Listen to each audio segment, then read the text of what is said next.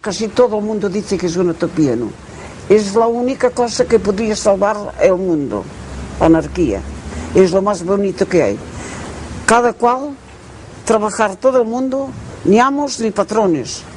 La CNT, Confederación Nacional del Trabajo, el sindicato anarcosindicalista, al inicio de los acontecimientos revolucionarios del 36, unía a 1 millón de trabajadores. La CNT es el intento de los obreros de organizarse para conseguir económica y socialmente una sociedad mejor, dentro de la cual a un poco largo plazo está la autogestión, o sea, la capacidad obrera para asumir todas las funciones que ahora tiene el Estado, o sea, sustituir al Estado.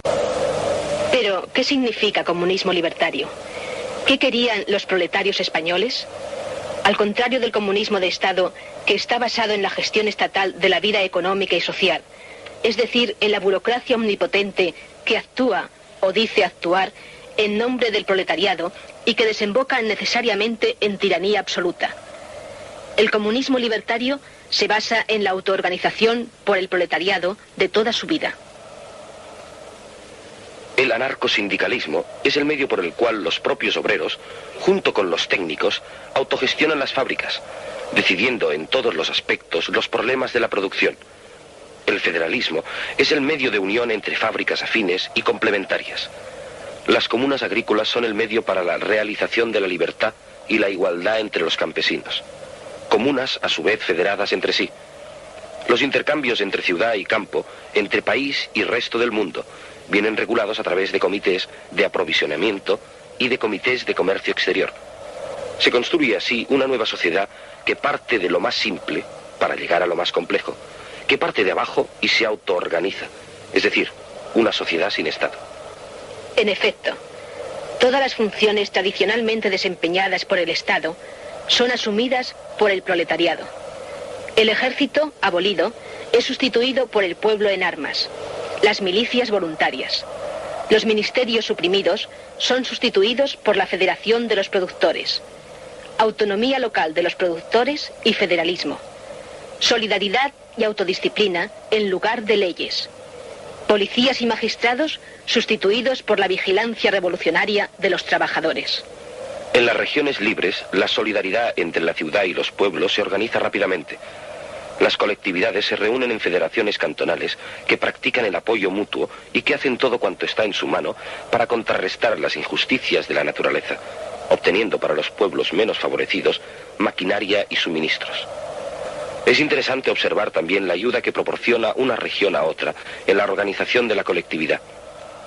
Hasta julio de 1937, alrededor de 1000 miembros de los colectivos del Levante se fueron a vivir a Castilla para ayudar y aconsejar a los compañeros con la experiencia adquirida en la propia colectividad. Estos campesinos tuvieron la inteligencia de aplicar a todos los delegados la regla por la cual, en una colectividad bien organizada, nadie debe dejar de ser campesino. En otras palabras, los delegados deben continuar trabajando en los campos como los demás. Las colectividades agrícolas no eran estructuras rígidas. Fueron la manifestación espontánea de gentes castigadas por una indescriptible pobreza, pero que conservaban un espíritu de rebeldía y un sentido de justicia que dieron su fruto cuando llegó el momento, porque asumieron la iniciativa. En muchas colectividades se abolió el dinero, y en muchas otras se acuñó moneda local que servía únicamente como bonos de cambio.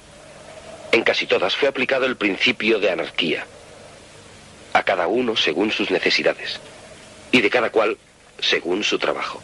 Solidaridad Obrera, el diario anarcosindicalista, alcanza los 300.000 ejemplares de tirada.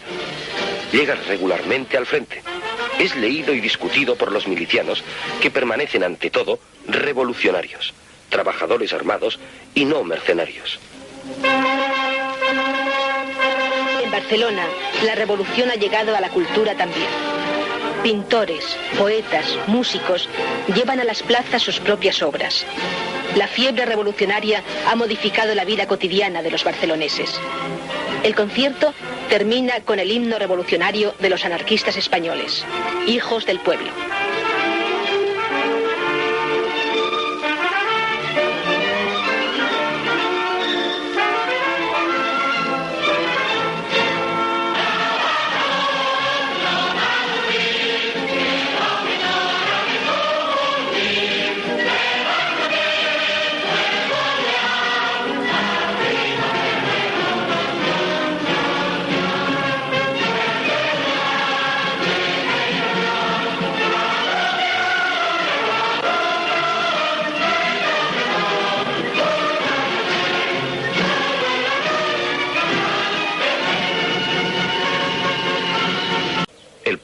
Jaralov, es liberado y se convertirá, gracias a su posición, en el centro operativo de la columna Durruti. La columna se organiza en grupos, luego en centurias y estas en agrupaciones. No hay oficiales ni suboficiales, sino delegados electos. A las familias de los milicianos se les entrega el salario por parte de los compañeros de trabajo que permanecen en Barcelona, autogestionando las fábricas. Los milicianos son bien acogidos por la población. Un orador de la milicia les explica que la tierra es de quien la trabaja, que la milicia protege a los trabajadores y prohíbe la explotación del hombre por el hombre. La tierra será trabajada de forma colectiva o individual, según la libre decisión de cada uno. Con el avance de las columnas, avanza también la revolución en el campo. El abastecimiento es proporcionado a la milicia directamente por los campesinos. En el transcurso de pocos meses, gran parte de los campos de Aragón, Levante y Cataluña serán trabajados en un régimen colectivista espontáneo.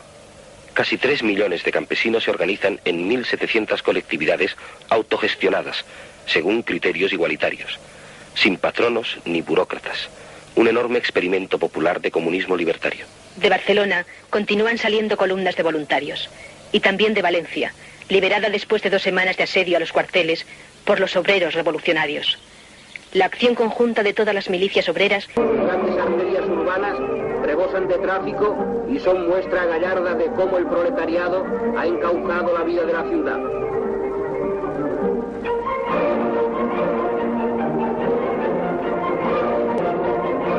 El comité.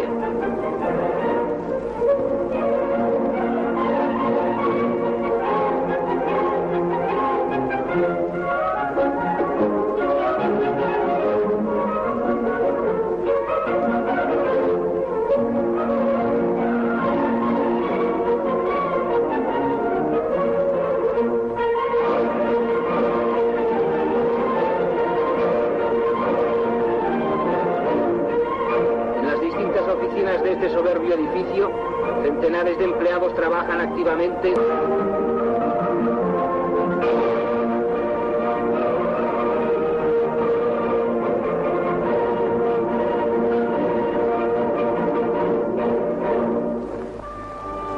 Uno de los locales habilitados como almacén es el antiguo Palacio de Proyecciones, desde el que se reparte exclusivamente. Obsérvese el movimiento y actividad febril del antes inútil Palacio de Proyecciones, y no cabe dudar de que está bien abastecido.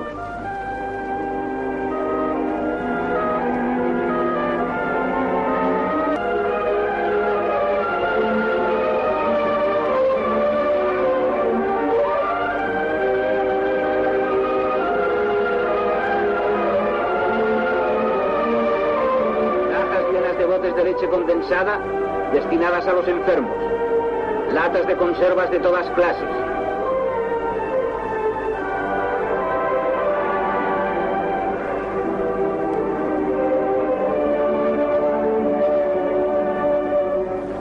cuantos productos son necesarios para subsistir y recobrar las perdidas energías los enfermos y los heridos que llegan del frente de batalla.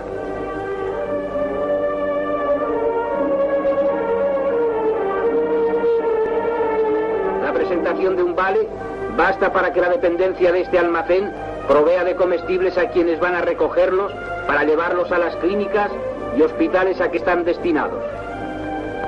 Hay repartidos por todo Barcelona otros muchos almacenes como el del Palacio de Proyecciones. Cada uno de ellos tiene una misión distinta. Este que vemos ahora en la calle de Pallars envía los géneros de que está repleto al frente de Aragón.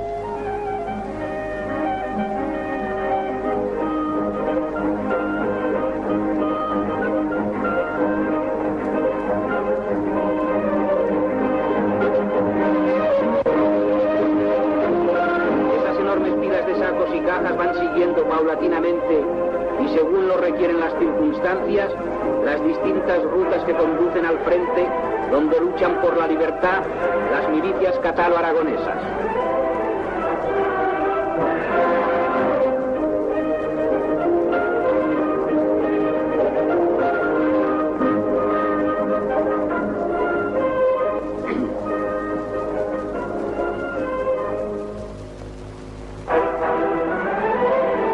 carne como la de ternera y de cerdo sirven para la fabricación de embutidos, como en esta fábrica de Manlleu, que también está controlada por Abasto.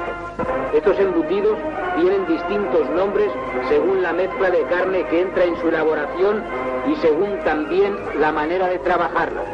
Así se convierten en mortadela, salchichón, fuet y otros embutidos igualmente apetitosos.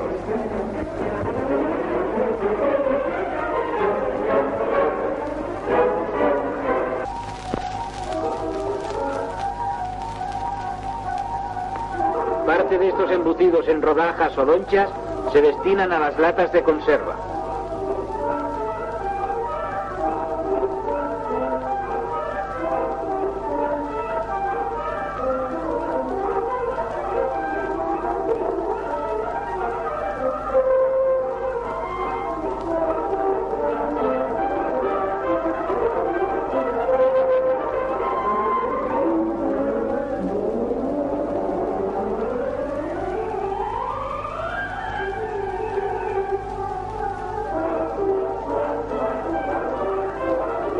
De la fábrica de embutidos pasamos a otra de pastas para sopa.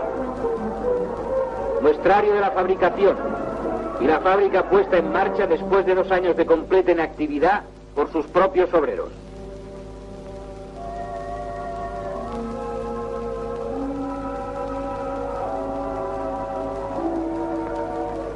Máquinas, correas y poleas de transmisión. Todo funciona con ritmo acompasado en esta orquestación del trabajo.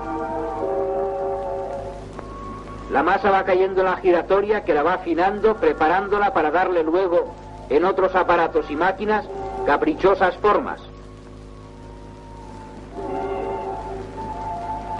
En esta otra giratoria pequeña toma la graciosa forma de tirabuzones.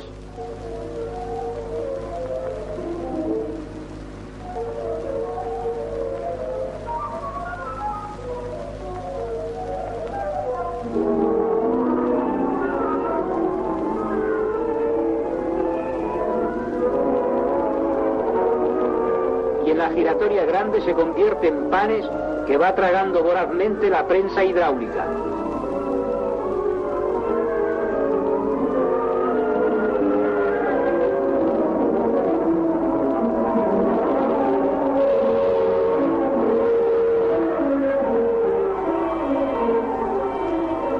Cuando los panes de masa han pasado por la larga garganta de la prensa hidráulica, cae por la parte inferior de la misma, convertida ya en macarrones.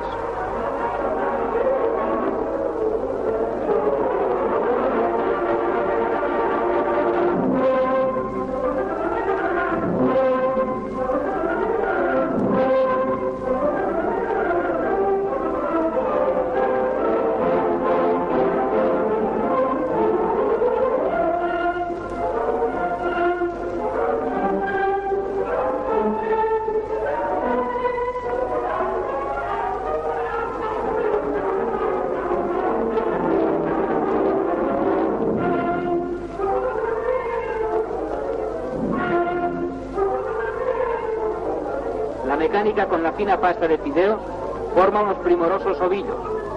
Es curioso observar cómo esta máquina, bajo la mirada vigilante de un obrero especializado, realiza una labor tan perfecta.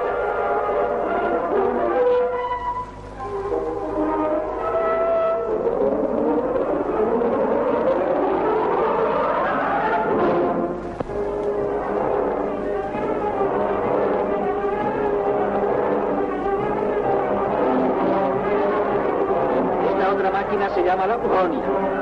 Por la Bolonia pasa la pasta ya afinada por las giratorias como una pieza de tela. Pero al llegar a los finos dientes que tiene la Bolonia, la pieza de tela que simula ser la masa queda convertida en diminutos lacitos como los que podría adornarse la cabeza de un bebé. Las bandejas de pasta van quedando depositadas en la noria que las transporta a su vez a uno de los pisos altos de la fábrica.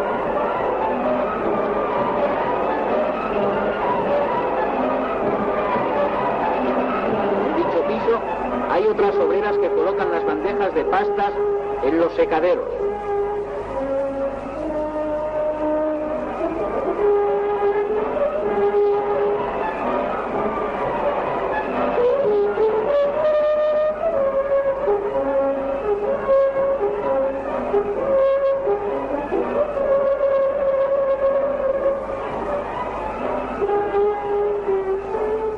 largos macarrones parecen flecos de un mantón castizo y verbenero.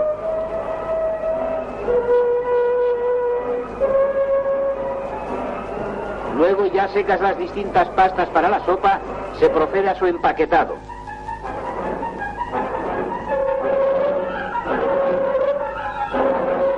Comité de fábrica de la antigua Casa Kelly.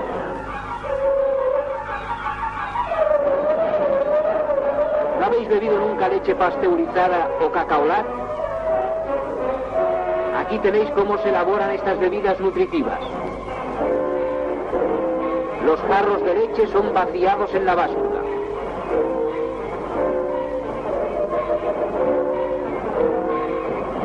En esta máquina de vapor se lavan los jarros, quedando completamente limpios de todo residuo nocivo.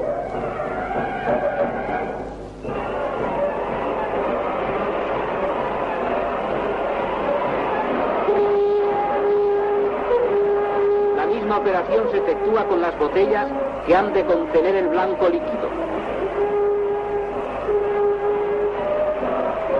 La máquina embotelladora y la entaponadora.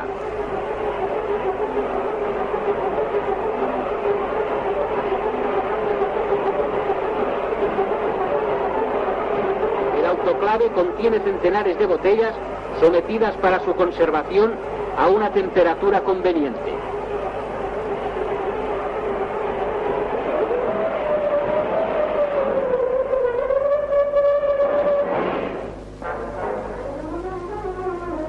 Otra gran industria que funciona bajo la dirección de un comité obrero de la CNT, la fábrica de galletas Victoria. Volvemos a la fecunda armonía de las máquinas, la draga.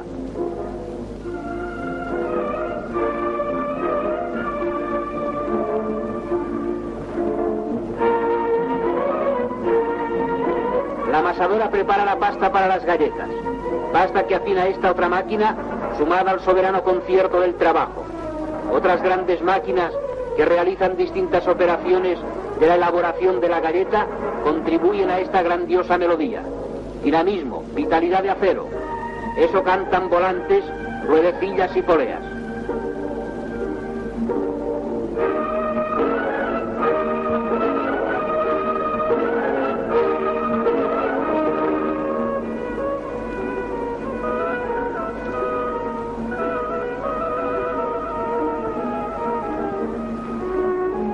El transbordador transporta la galleta.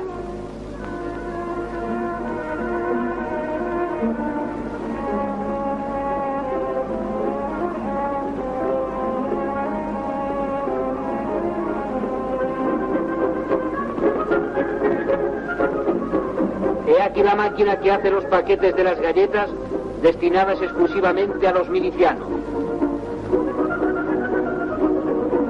En las fundas de los paquetes pueden leerse el nombre dado a estas galletas especiales que allá en el frente de batalla saborearán nuestros valientes milicianos.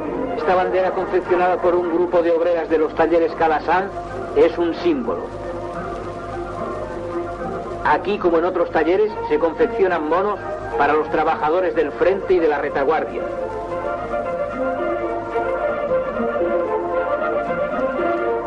Los pies de las obreras hacen girar velozmente las ruedas de las máquinas de coser. Y las máquinas giran y giran sin cesar en una labor febril que es el tributo que la retaguardia rinde a los que luchan heroicamente en el frente.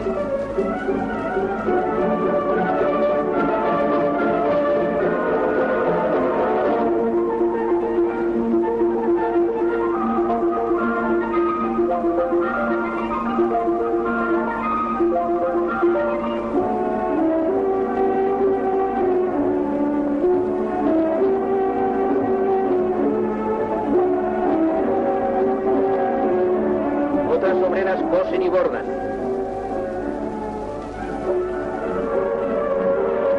Otras aún se dedican al plegado de los monos.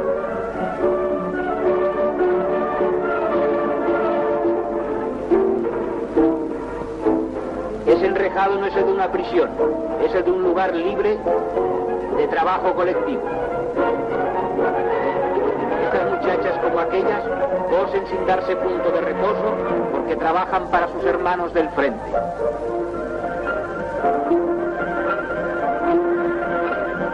A las ruedas de las máquinas suceden las ruedas de los camiones que van a cargar o han cargado ya víveres destinados a distintos lugares de reparto y aprovisionamiento. Por carreteras y calles van los camiones en direcciones distintas hacia el lugar de su destino.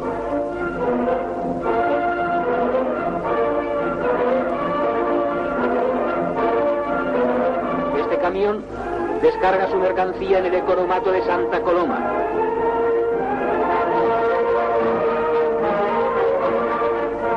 El economato va surtiendo de comestibles a todos los obreros de la barriada.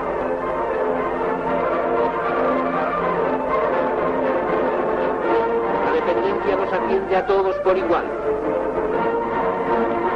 Les facilita exactamente los géneros y la cantidad consignada en los vales recogidos en la oficina local de abasto.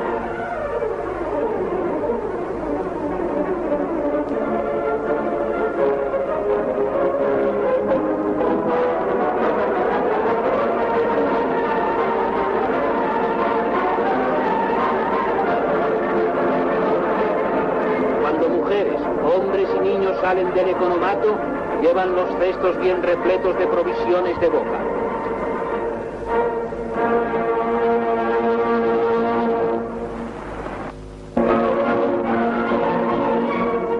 Los amplios comedores que antes ocupaban maquilladas y frívolas damiselas, grandes financieros, capitanes de industria, aristócratas ociosos y aventureros internacionales de toda la Haya, ahora están abarrotados de hombres y mujeres humildes que siguen el ritmo de la sociedad que se está creando. Barcelona trabaja y come, esa es su fuerza y su virtud.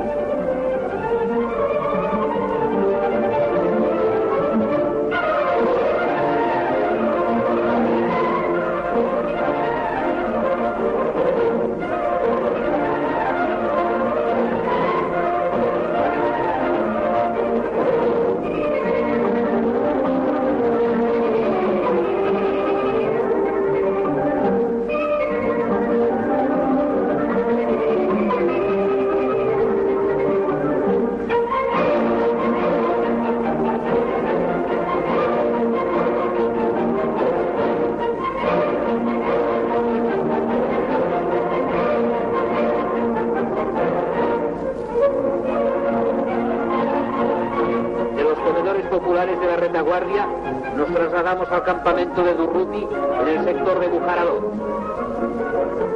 Esta monumental paella es apetitosa y con qué esmero la prepara y condimenta el camarada cocinero.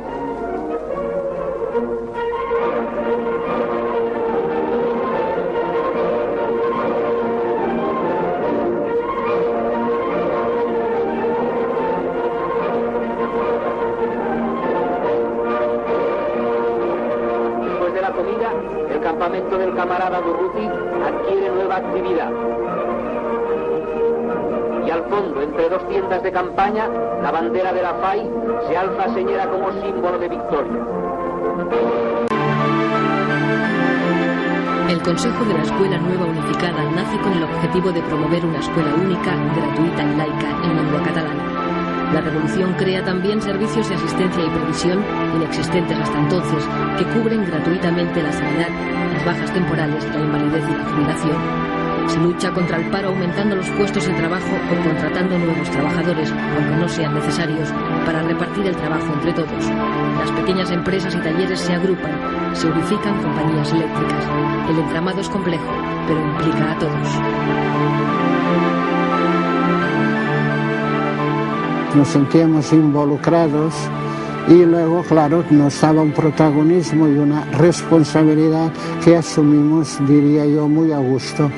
En las asambleas lo que se discutía, no tú que serás, yo que seré, sino cómo mejorar la producción, cómo el trabajo organizarlo mejor, cómo quitar intermediario entre una acción y otra, porque claro, una fábrica es compleja. Tienes que ser consciente de que trabajas para ti, entonces, que ya no mantienes a ningún patrón, aún trabajas con más anhelo. allí se estaba exento de luz, de agua, de escuela, de todo. Allí no había que pagar nada. Y no había egoísmo de nada. Nada, ni el egoísmo no existía. ¿Cómo puede existir si no hay dinero? Cuando no hay dinero no puede haber egoísmo. Hoy lo dices y no lo comprende la gente, pero que no, que se asumió bien. El haber hecho la colectividad, cómo crear la colectividad, la inmensa mayoría del pueblo lo encontraron muy bien, y esto que no eran sindicalistas ni eran anarquistas, todos.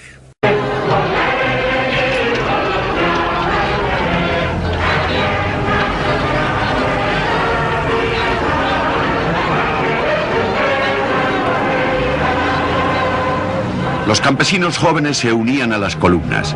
A su paso, la revolución se extendía por Aragón.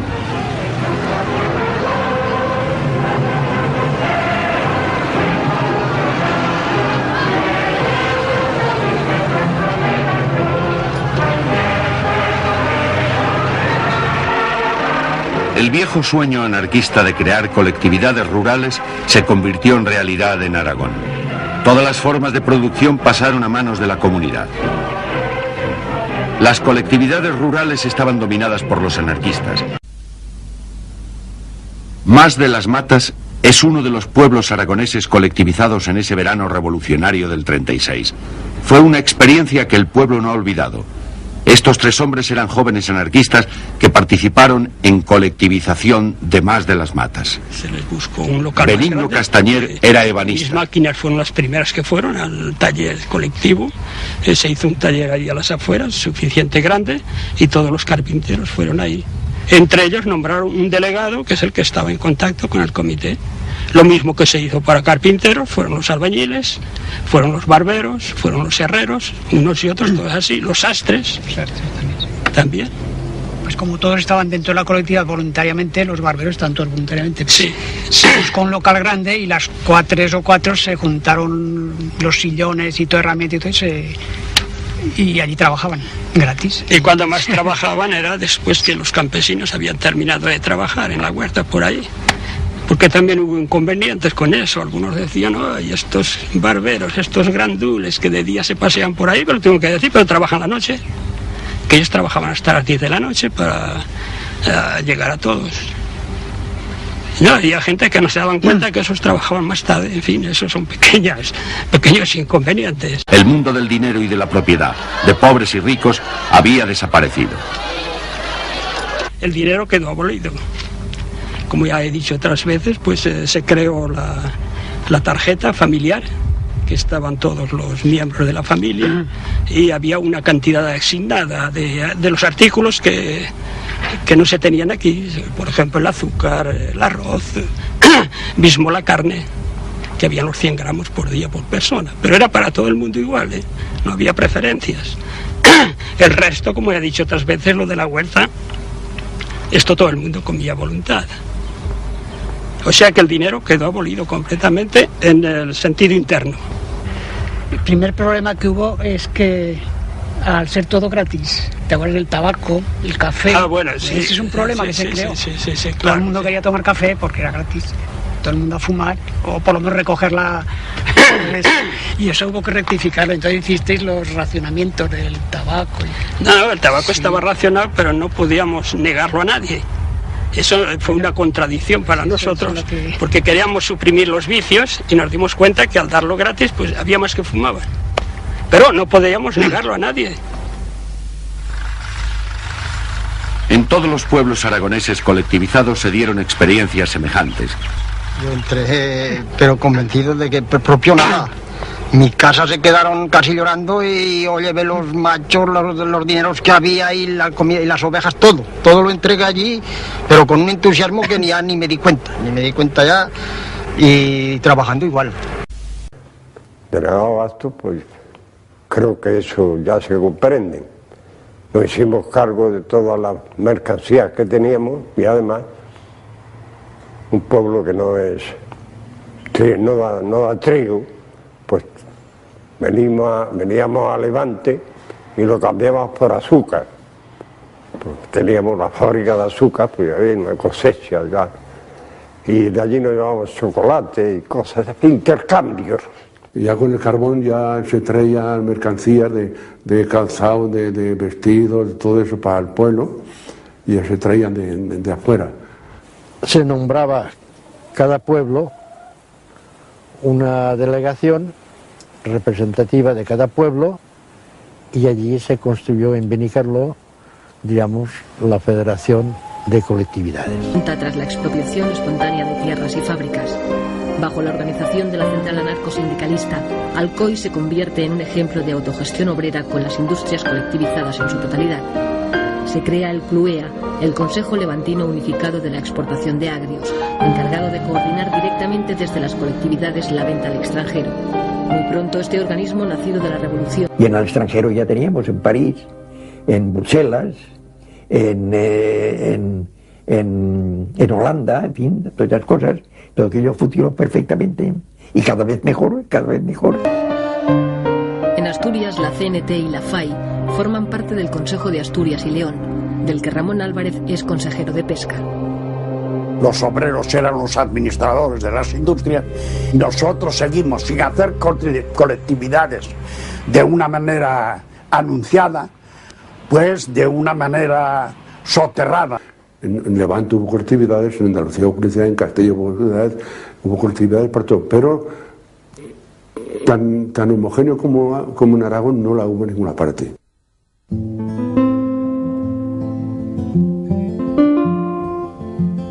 La revolución social que vive la España rural consigue el apoyo mayoritario de los campesinos. Son 3 millones de españoles viviendo bajo los principios del comunismo libertario. Allí pues había una pizarra en el sindicato grandiosa, ¿entiendes? Y cualquier trabajador, una queja que tuviera, la apuntaba en la pizarra y en la asamblea se discutía aquello. El exponer una cosa era ponerlo, digamos, en armonía de los demás si aceptaban aquella proposición. Si se acordaba bien, si no se acordaba, pues otra cosa, ¿verdad? Pero siempre desde la base. Con la ocupación de tierras y un reparto más racional del trabajo, la producción aumenta. La gestión colectiva de los beneficios permite la construcción de hospitales, escuelas, acequias, granjas y centros de experimentación agrícola. Había, además del grupo escolar Francisco Ferrer, se plantaron viñedos, se plantaron olivares, olivares que eran viejos, que eran productivos, se hacía carbón. En fin, hubo una transformación y que la colectividad prosperó mucho. E inmediatamente se decidió el adquirir 2 tractores, y 2 tractores en Canda, sin parar de trabajar, hace mucho. Y con aquello, pues, no solamente se suplió los 350 hombres que fueron al frente, sino que se aseguró, y eso es más que verdad, se aseguró que nada de las tierras cultivadas hasta la fecha quedaron yermas. Todas fueron cultivadas. Y teníamos, ¿verdad?, personas muy capaces, ¿verdad?, para arreglar estas cosas. Vamos a hacer, ¿verdad?, un cubierto para coger todos las mulas, todo el ganado, ¿verdad?, que se tiene aquí, una cuadra, ¿verdad?, para todos. Las gallinas, pues ahí estabas comiendo, ¿verdad?, y las gallinas o los cerdos pues venían por allí por todos. Entonces vamos a hacer, ¿verdad?, eso nosotros lo hacíamos. Vamos a hacer un sitio para colocar ahí, ¿verdad?, si las gallinas, ¿verdad?, los huevos. Bueno, pues se ponen todas las gallinas que hay en el pueblo, ¿verdad? Se ponen en un sitio. La granja. Y cuando pongan huevos, pues huevos para todos, ¿verdad? Por lo menos, y como con las vacas, ¿verdad?, que con la leche. La leche, ¿verdad?, para las personas ancianas, ¿verdad? Y para las criaturas, son los primeros. Nosotros necesitábamos leche. ¿Verdad? Sencillamente era para el pueblo. Y todas estas 6 cosas que son pequeñeces, ¿verdad?, tienen un valor muy grande. Y así muchos pueblos pues han estado viviendo divinamente, ¿verdad?, porque estaba el ganado allí, las gallinas allí, pero las gallinas de todo el pueblo, ¿verdad? Pues así, pues de esta manera, pues todo el mundo comía y todo el mundo estaba contento. Al campesino se le hablaba simplemente diciéndole, mira, tú tienes aquí y estás pasando las miles de calamidades, tú tienes este pequeño terreno y trabajas y te das vida, pero pasando las 1000 calamidades, pidiendo préstamos para pagarlos cuando recojas la cosecha, que si tienes que ir al médico tienes... Y entonces pues se les decía, mira, a ti no te va a faltar la comida, porque lo que le toca al uno te va a tocar a ti también. Vas a estar enfermo y vas a tener un médico.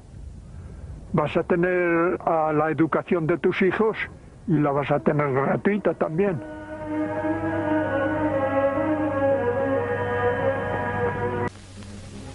A la salida de la estufa, el tronco es recogido otra vez por un montacargas y conducido a la máquina de contrachapeado, esparciendo un agradable olor a pan recién salido del horno.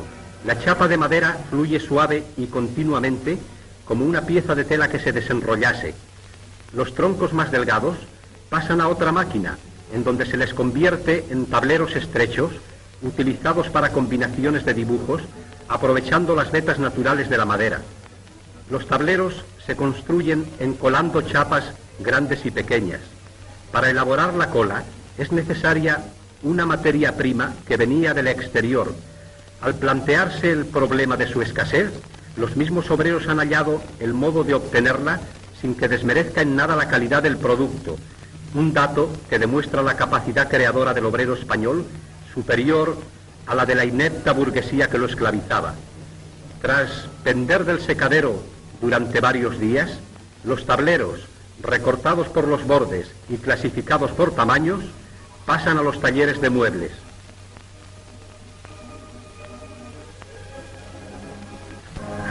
Las cuchillas y sierras que morderán la madera exigen un escrupuloso cuidado. A ellos se atienden talleres creados al efecto, en donde se cuida de mantener en buen estado de conservación y utilidad sierras, cuchillas y en general toda clase de maquinaria. Antes del 19 de julio, trabajaban en Barcelona 8.000 obreros del ramo. Hoy funcionan en Barcelona 137 grandes talleres de diversas especialidades, más multitud de pequeños talleres, 170 tiendas de venta y exposición del mueble, también socializadas, contribuyen al equilibrio económico entre la producción y el consumo. Diversos talleres de la sección trabajan activamente para la guerra antiimperialista y revolucionaria que mantiene el pueblo español, produciendo carrocerías de camiones, de esos camiones que abastecerán el Madrid heroico y asegurarán los transportes a los diversos frentes al roncar de sus potentes motores, construidos también en España, en Cataluña, bajo el signo de la CNT. También se dedican otros talleres a construir cajas para municiones y bombas de mano. Eran talleres de embalajes cuyos obreros estaban muy lejos de suponerse enrolados a la costosa aportación de esfuerzo que toda guerra supone. Trabajan con entusiasmo hoy, con la vista fija en el mañana, cuando el taller se reintegra a la pacífica tarea de construir inocentes embalajes comerciales.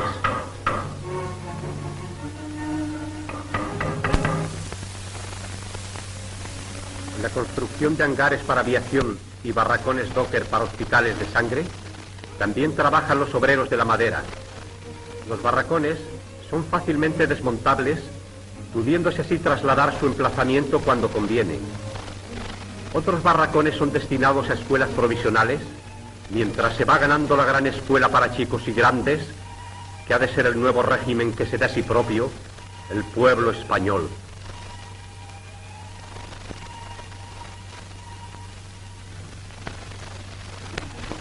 Debido a la escasez de alambre tan necesario en las trincheras, los 4 talleres que construyen somiers en Barcelona estaban a punto de cerrarse. Pero un obrero de estos talleres, Antonio Gómez Rengel, ha tenido la idea de sustituir artífice en primer plano. En un taller de hormas podemos comprobar cómo ha sido sustituido el hombre por la máquina. Hacer a mano un modelo perfecto de horma supone ser un artífice de la madera. Colocado un modelo en una serie de máquinas iguales, de un informe tarugo obtenemos el modelado de un pie ideal, como para cantarlo los poetas de antes, cuando las mujeres solo nos enseñaban el pie, por lo menos en público. Aquí tendrían motivo para unos cuantos libros de versos pedestres, aquellos exquisitos bates. Veamos cómo aún se fabrican toneles, a cuyo contenido recurre el hombre para variados fines y en diversas...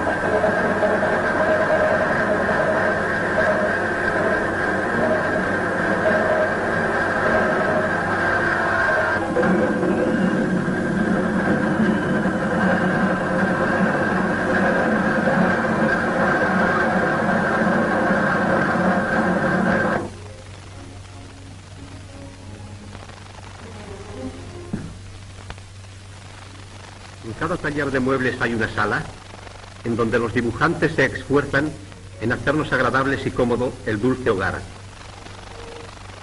Como la sección madera pertenece al Sindicato de Industria de la Edificación, Madera y Decoración, se estudia la posibilidad de llegar en breve a conseguir armonizar la arquitectura y la decoración, edificando casas y conceptación en el público, superando la demanda a la producción. Se ha abierto una exposición del muelles. Se rellena de crin el lugar del asiento y se procede a tapizarlo. Como se verá, construir un sencillo sillón implica una serie de operaciones manuales, desde que la madera es curvada y lijada hasta que el sillón se da por terminado.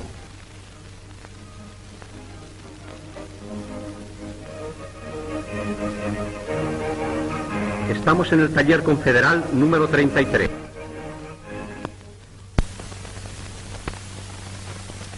Veamos las piscinas que han construido los obreros de este taller, con sus cotizaciones extraordinarias y apoyados por el sindicato.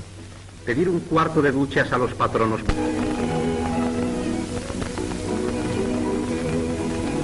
Ved la obra terminada en la exposición de muebles de una tienda socializada.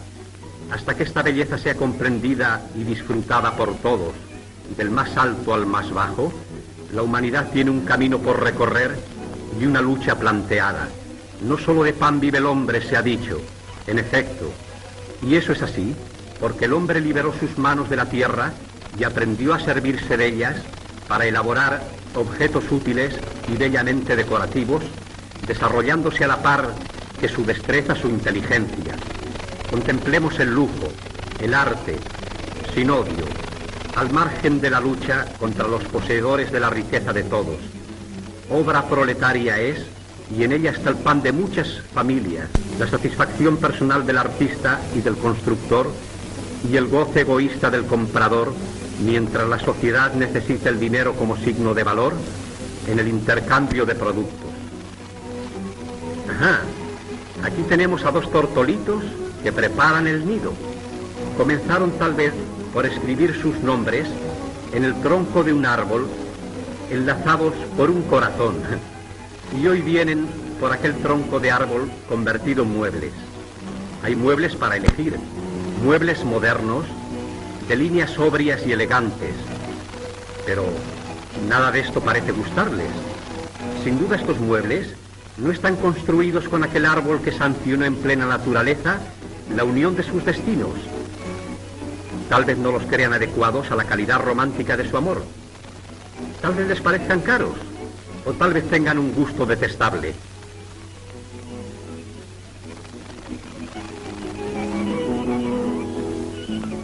Vaya, vaya, que las tengáis muy felices.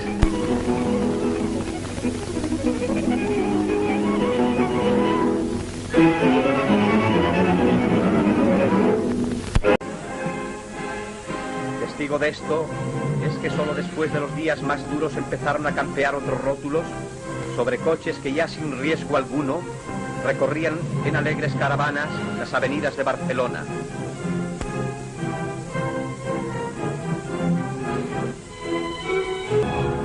Arriba el Ateneo Libertario, modesta universidad de cultura popular y libre. Debajo está la imprenta del boletín El Frente, portavoz de la columna Durruti. Trabajan estos obreros impresores con tesón y entusiasmo inmensos, y su única tribulación es cuando tarda en llegar el...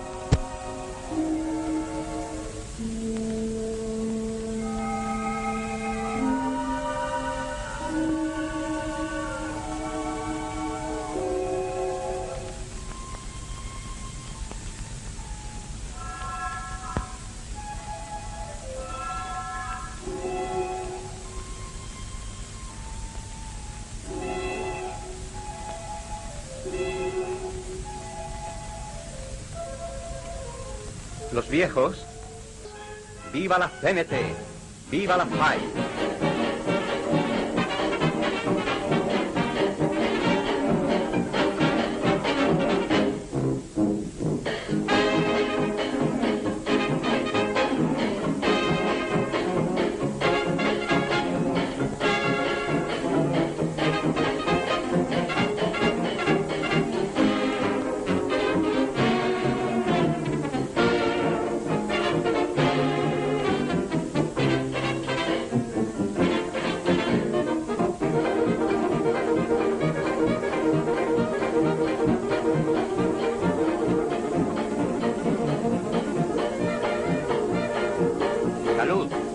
¿Qué nos traes?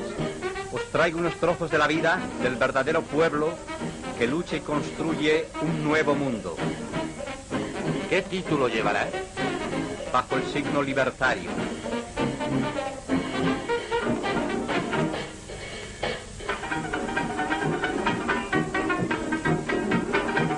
Con él han escrito los anarquistas algunas de las páginas más aleccionadoras en la historia de la emancipación humana, de la lucha por la libertad y la igualdad.